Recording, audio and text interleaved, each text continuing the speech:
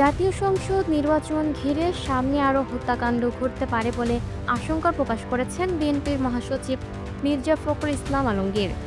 রোববার 14 ডিসেম্বর মিরপুর বর্ধিটুলি স্মৃতিসৌধে শ্রদ্ধা জানানো শেষে সাংবাদিকদের সঙ্গে আলাপকালে এ শঙ্কার কথা জানান তিনি।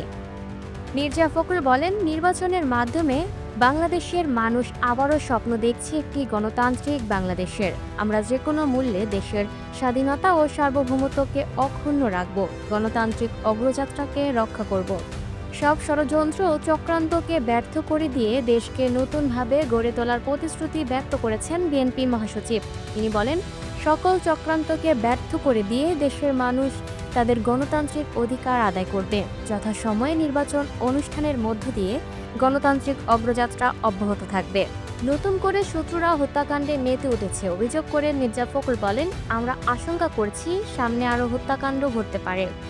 এর আগে শহীদ বুদ্ধিজীবী দিবস উপলক্ষে সকালে রাষ্ট্রপতি মোহাম্মদ শাহাবুদ্দিন ও প্রধান উপদেষ্টা ডক্টর মোহাম্মদ ইউনূস মিরপুর শহীদ বুদ্ধিজীবী স্মৃতিসৌধে পুষ্পস্তবক অর্পণ করেন।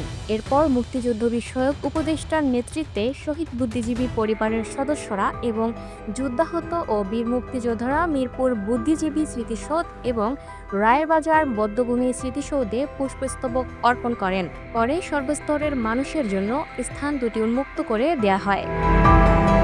Lucky Akter, up to date news, Dhaka.